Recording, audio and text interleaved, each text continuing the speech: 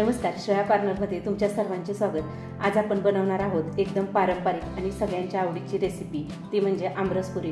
उन्हाळा आला की आंब्याचा सीझन सुरू होतो आणि मग आठवण येते ती या गोडसर आमरसाची आणि त्याच्याबरोबर गरमागरम पुरीची। रेसिपी अगदी सोपी आहे आणि लहानांपासून घरातील मोठ्यापर्यंत सगळ्यांना आवडेल।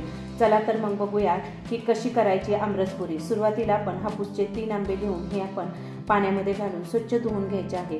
पाण्याने आंबे धुतल्यानंतर आंब्यांना चीक असतो तो अशा प्रकारे काढून घ्यायचा आहे। हे पहा, सर्व आंब्याचा चीक आपण काढून घेतलेला आहे आणि त्यानंतर आंबा आपण सोलून घ्यायचा आहे, म्हणजे आंब्याचे आपण सर्व साल काढून घ्यायचे आहे।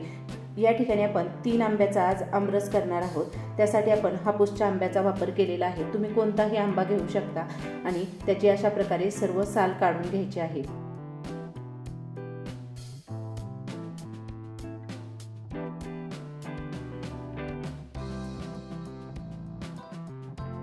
आंब्याची साल काढल्यामुळे आंबे आतमध्ये किडलेले आहेत की नाही ते समजले जातात। त्यासाठी अशा प्रकारे आंब्याची सर्व साल काढून नंतरच आपण या ठिकाणी आमरस करून घेणार आहोत। नंतर सर्व आंब्याचा आपण चाकूने गर काढून घेणार आहोत। हे पहा, या ठिकाणी सर्व आंब्याचा अशाच प्रकारे आपण या ठिकाणी गर काढून घ्यायचा आहे आणि नंतर हे आंबे आपण मिक्सरला बारीक करून घेणार आहोत। मिक्सरचे भांडे घेतलेले आहे आणि त्याच्यामध्ये आपण थोडा थोडा करून आंब्याचा गर घालून घ्यायचा आहे। त्यामध्ये आपण वेलची पावडर घालून घेणार आहोत। साखर घालायची आहे। साखर आणि वेलची पावडर तुम्ही तुमच्या आवडीप्रमाणे कमी जास्त करू शकता आणि नंतर याच्यामध्ये आपण दूध घालून घेणार आहोत। दूध घालून हे आपण मिक्सरला फिरवून घेणार आहोत। आपण मिक्सरच्या भांड्यामध्ये थोडा थोडा करूनच आमरस मिक्सरला फिरवून अशा प्रकारे तयार केलेला आहे। या ठिकाणी आमरस करताना आपण याच्यामध्ये दुधाचा वापर केलेला आहे, परंतु तुम्हाला दूध नसेल घालायचे तर तुम्ही दूध स्किप करू शकता आणि अशा प्रकारे एकदम घट्टसर असा हा आमरस आपला या ठिकाणी तयार झालेला आहे।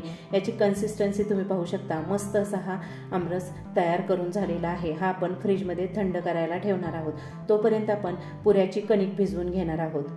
गव्हाचे पीठ आपण या ठिकाणी चाळून घेणार आहोत। या ठिकाणी आज आपण गव्हाच्या पिठाच्या पुऱ्या करणार आहोत। त्यासाठी पीठ चाळून घ्यायचे आहे आणि त्यानंतर यामध्ये आपण चिमूटभर ओवा घालून घेणार आहोत। ओवा घालून झाल्यानंतर चवीनुसार आपण मीठ घालायचे आहे आणि नंतर 1 लहान चमचा आपण तेलाचे मोहन घालायचे आहे आणि हे कोरडेच पीठ आपण चांगले मिक्स करून घेणार आहोत। 2 कप गव्हाचे पीठ घेऊन त्याची कणिक भिजवत आहे। तुम्ही ही कणिक कमी जास्त प्रमाणात घेऊ शकता आणि याच्यामध्ये थोडे थोडे पाणी करून हे पीठ आपण घट्टसर असे मळून घ्यायचे आहे। या ठिकाणी पुऱ्याचे पीठ मळताना हे मऊ मळले तर पुरी आपली व्यवस्थित होत नाही आणि तेल जास्त पिली जाते।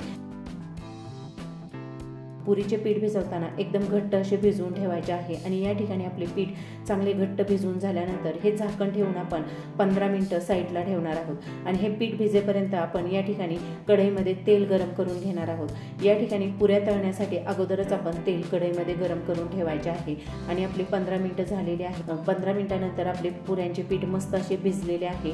हे आपण पुन्हा चांगले मळून घ्यायचे आहे